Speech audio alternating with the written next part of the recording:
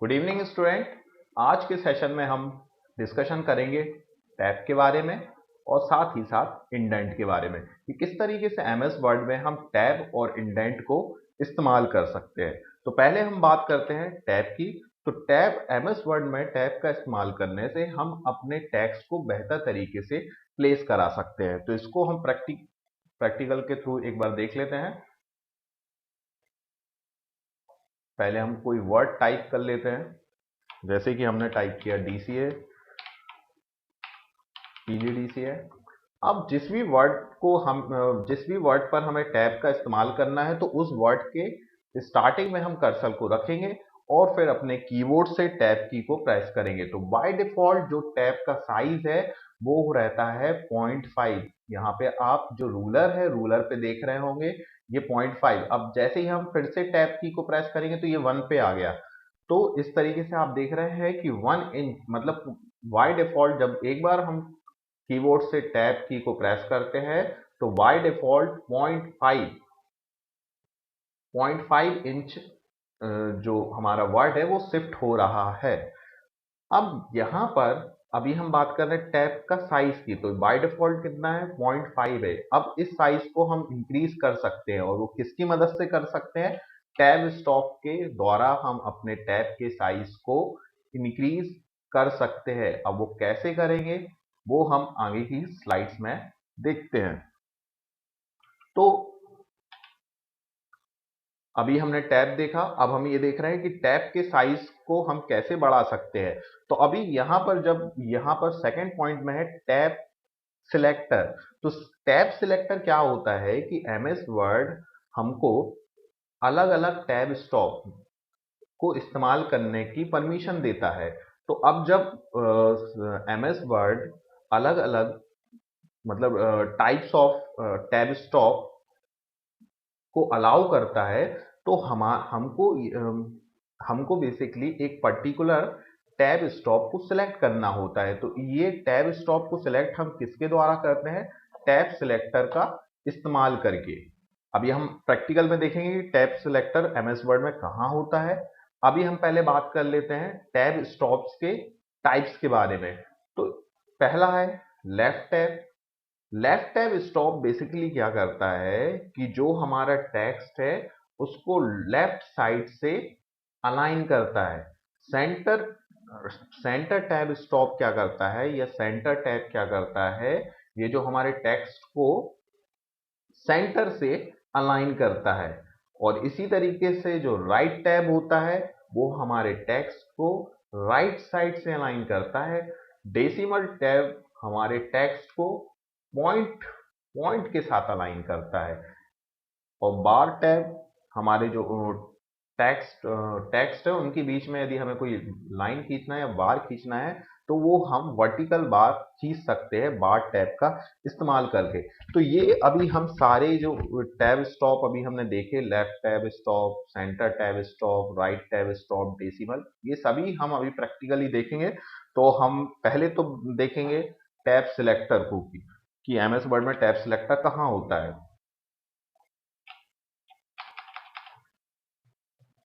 देखिए ये यहाँ पर आपको यहाँ पर साइड में ये दिख रहा है, यही कहलाता है टैब सिलेक्टर। इस पे जब हम क्लिक करते हैं, इसको मैं थोड़ा जूम कर लेता हूँ। इसको जैसे ही अपन क्लिक करते हैं, जैसे ही हम क्लिक करते हैं तो यहाँ पर अलग अलग टैब स्टॉप के हमें नाम दिखते हैं।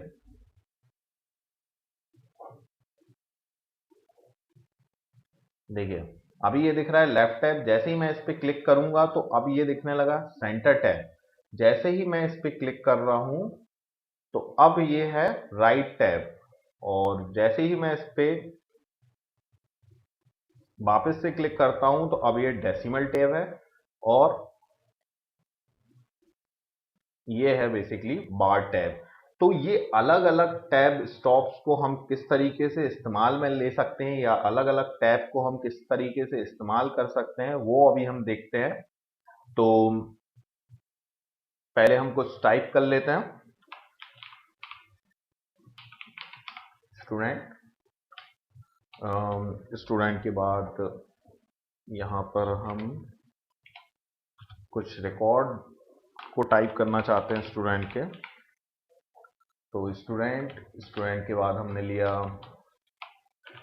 डिग्री कि स्टूडेंट कौन सी डिग्री कर रहा है। इसके बाद हम लेते हैं पास आउट ईयर।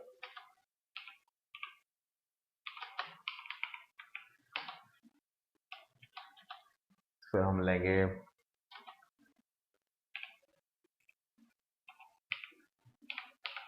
परसेंटेज।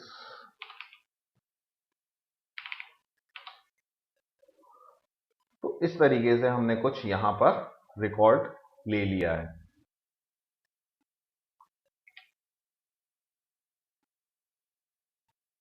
तो अब सबसे पहले हम एक एक टैब स्टॉप का इस्तेमाल करके देख लेते हैं। तो पहले तो हम टैब सिलेक्टर की बात करें तो ये है टैब सिलेक्टर। यहां से हम क्या कर सकते हैं, टैब स्टॉप को सिलेक्ट कर सकते हैं। तो पहले हमने बात करी थी लेफ्ट टैब स्टॉप की। तो लेफ्ट टैब स्टॉप, पहले तो हम इसको लेफ्ट टैब स्टॉप को सिलेक्ट कर लेंगे। तो जैसे ही हमने क्लिक किया तो ये यहाँ पे दिखाई दे रहा है हमें लेफ्ट टैब स्टॉप। तो अब लेफ्ट टैब स्टॉप को जहां भी हम अप्लाई करना चाहते हैं रूलर पे, वहां पे अप्लाई कर देंगे। अब जैसे ही हमने अप्लाई किया, अब यदि हम टैब की को, अब अपने कीबोर्ड से जैसे ही हम टैब की को प्रेस करेंगे तो ये इस वाले टैब स्टॉप पे ये जो कर्सर है वो रुक जाएगा। वो 0.5 पे, अब बाय डिफॉल्ट 0.5 पे रुकता है, लेकिन अब हमने टैब स्टॉप का इस्तेमाल किया तो अब जहां पर टैब स्टॉप का हमने इस्तेमाल किया है वहीं जाके कर्सर रुकेगा। और यहाँ पर हमने फिलहाल कौन सा टैब स्टॉप का इस्तेमाल किया है, लेफ्ट टैब का। तो जब हम इसमें टाइप करेंगे, जैसे हम नाम टाइप करते हैं रमेश,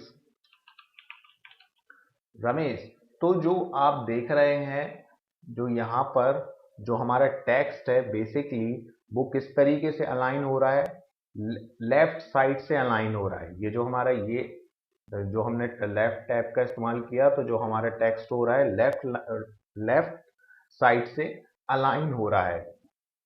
अभी अब हम इस्तेमाल करते हैं अपना नेक्स्ट टैब स्टॉप। तो उसके लिए हम टैब सेलेक्टर के द्वारा सेलेक्ट करेंगे टैब स्टॉप। तो अब हम सेलेक्ट करना चाहते हैं राइट टैब स्टॉप। तो यहां से हम सेलेक्ट कर लेते हैं, ये रहा हमारा राइट टैब स्टॉप। तो अब यहां पर हम इसको अप्लाई कर देते हैं। और अब देखिए, जैसे ही हमने टैब कीबोर्ड से टैब की को प्रेस किया तो यहाँ पर कर्सर स्टॉप हो गया। अब इसमें जो भी हम टाइप करेंगे वो राइट साइड से अलाइन होगा। आप ध्यान से देखिएगा, आप लोग, जैसे मैंने करा BCA, तो यहां से आपको राइट साइड से टेक्स्ट अलाइन होते हुए दिखेंगे। तो इस तरीके से हमने यहां पर राइट टैब स्टॉप का इस्तेमाल किया। अब हम पासिंग ईयर में सेंटर टैब का इस्तेमाल करते हैं।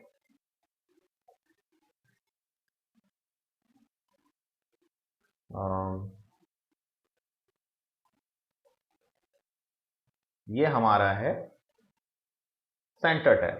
तो अब यहां पर हम सेंटर टैब को इस्तेमाल कर लेते हैं, सेंटर टैब स्टॉप को। तो जैसे ही हम टैब कीबोर्ड से टैब की को प्रेस करेंगे तो हमारा जो कर्सर है वो सेंटर, जहां पर हमने सेंटर टैब स्टॉप को अप्लाई लगाया है रूलर पे, वहीं जाके रुकेगा। अब यहां से हम कुछ टाइप कर लेते हैं, जैसे कि हमने टाइप किया।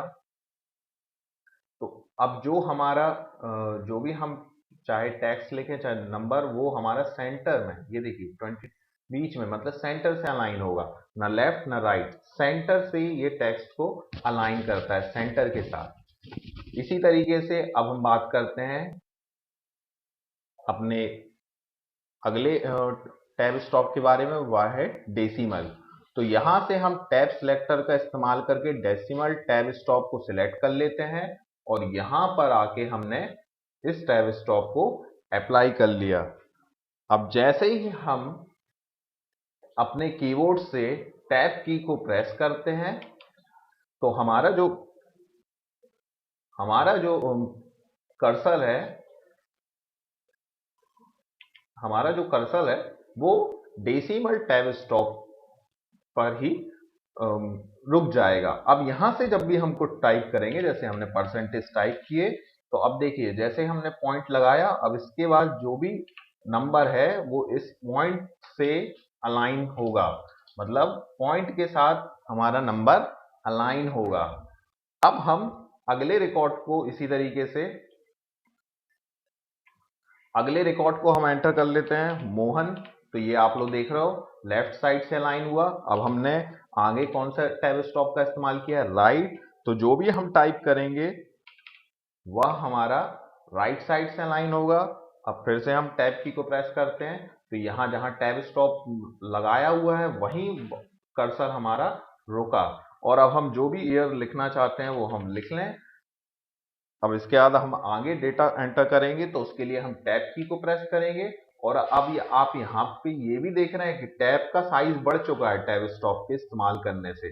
टैब का साइज बाय डिफॉल्ट 0.5 होता है, लेकिन यदि हम टैब स्टॉप का इस्तेमाल करें तो यही टैब का साइज इंक्रीज हो जाता है। तो जहां हम टैब स्टॉप लगाते हैं कर्सर वहीं जाके रुकता है जैसे ही हम टैब की को प्रेस करते हैं। तो अब यहाँ पर हमने क्योंकि डेसिमल टैब स्टॉप का इस्तेमाल किया है, तो जब भी हम जो भी परसेंटेज लिखेंगे तो ये परसेंटेज जो पॉइंट है उसके साथ ये अलाइन होगा।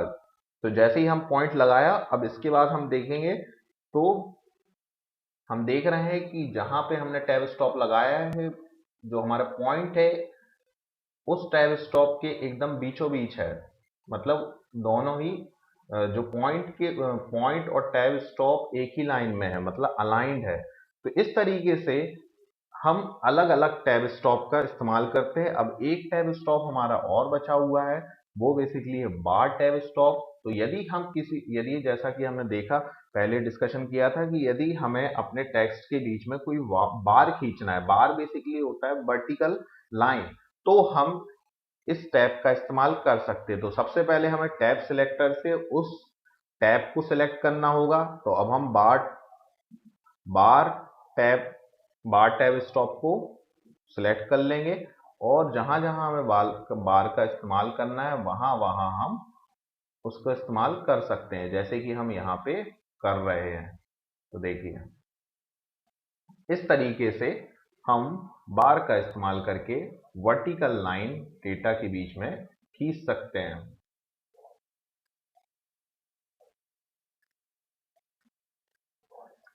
तो इस तरीके से हम वर्टिकल बार को खींच सकते हैं बार टैब का इस्तेमाल करके। तो ये था हमारा टैब। अब आगे प्रीवियस क्लास में हमने शेडिंग देखा था, तो हम शेडिंग एक बार फिर से देख लेते हैं।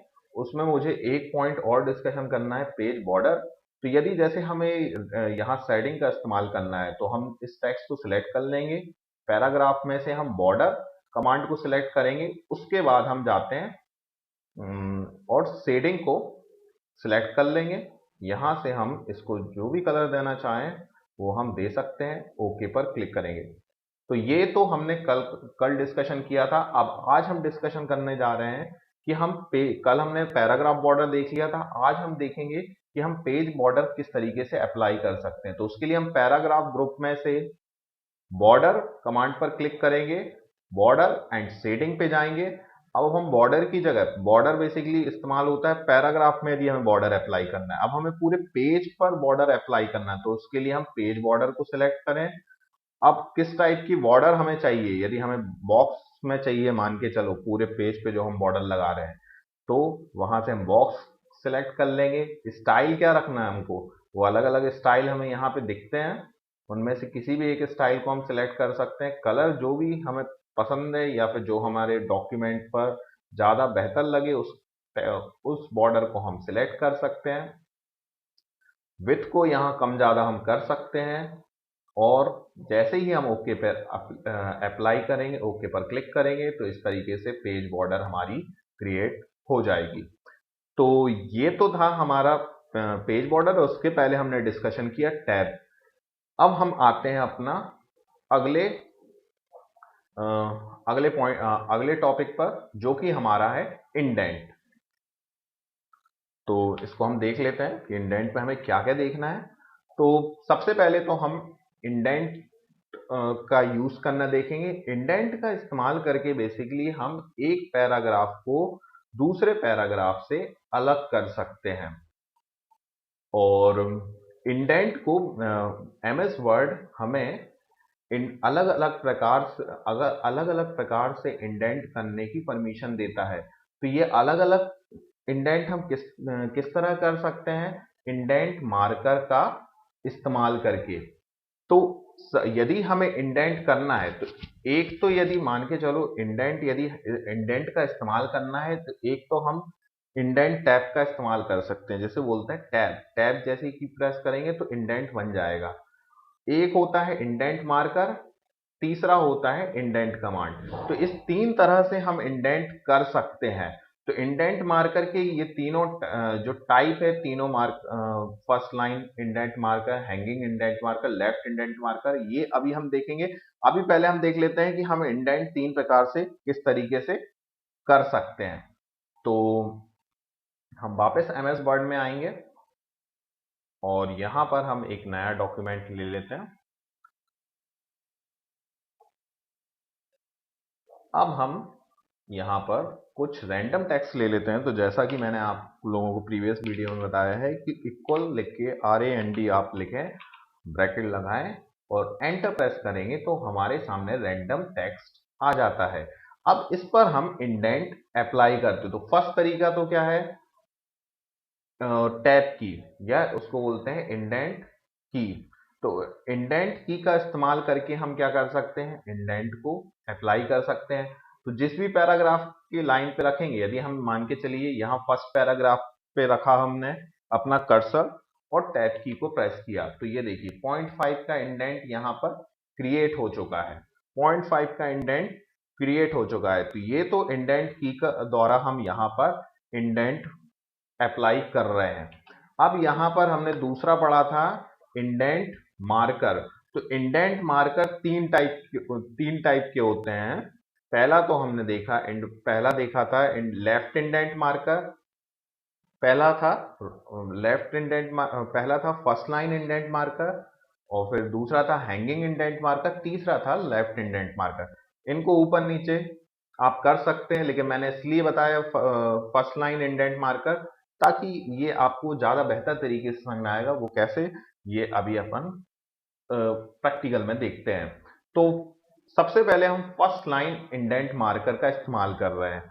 तो इसके लिए हम कर्सर को अपने पैराग्राफ पे रखेंगे और फर्स्ट लाइन इंडेंट मार्कर के लिए हम यहाँ पर ये देख रहे हैं, इसको जैसे ही हम मान के चलिए जितना भी हम इंडेंट देना चाहते हैं इसके लिए हम उतना शिफ्ट कर लेंगे। तो जैसे कि नाम ही है इसका फर्स्ट इंडेंट मार्कर, ये कहलाता है फर्स्ट लाइन इंडेंट मार्कर। तो ये क्या करता है?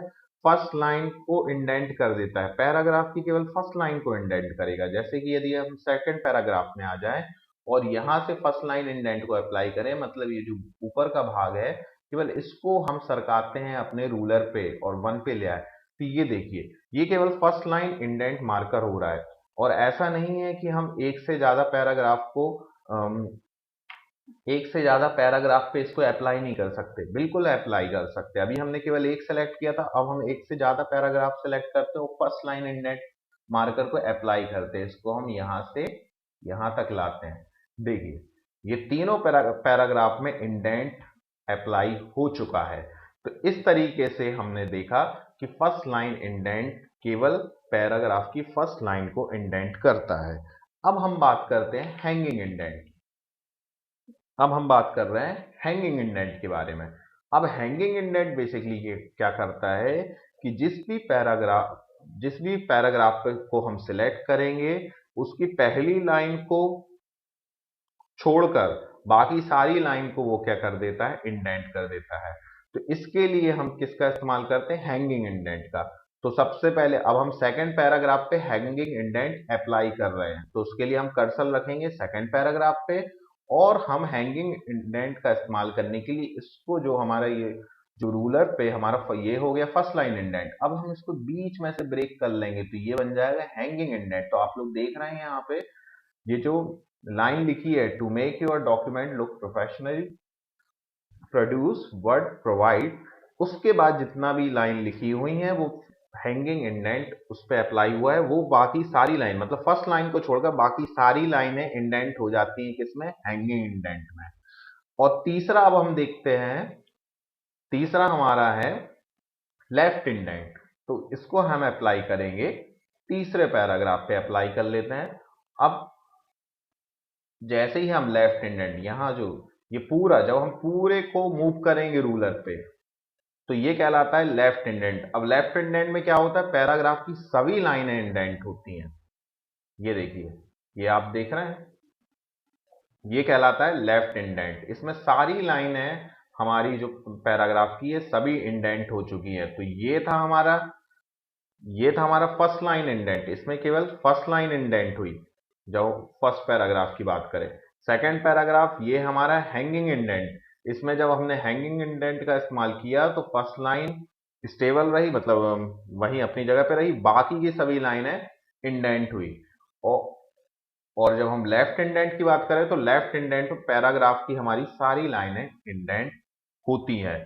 तो ये था हमारा आज का सेशन जिसमें हमने देखा कि हम टैब का और इंडेंट को अपने एमएस वर्ड जो डॉक्यूमेंट है उसमें किस तरह से इस्तेमाल कर सकते हैं। इसके साथ साथ कल का एक जो रिमेनिंग पार्ट था पेज बॉर्डर, वो भी हमने आज के इस सेशन में देखा। तो उम्मीद करता हूं कि आपको समझ में आया होगा सभी स्टूडेंट्स को। यदि किसी भी स्टूडेंट को कोई भी डाउट है तो आप जरूर मुझे कमेंट्स में लिखिए, मैं जरूर उन आपके डाउट्स को अगले सेशन में पहले क्लियर करूंगा, उसके बाद उस सेशन को स्टार्ट करूंगा। तो मिलते हैं नेक्स्ट सेशन में। Thank you.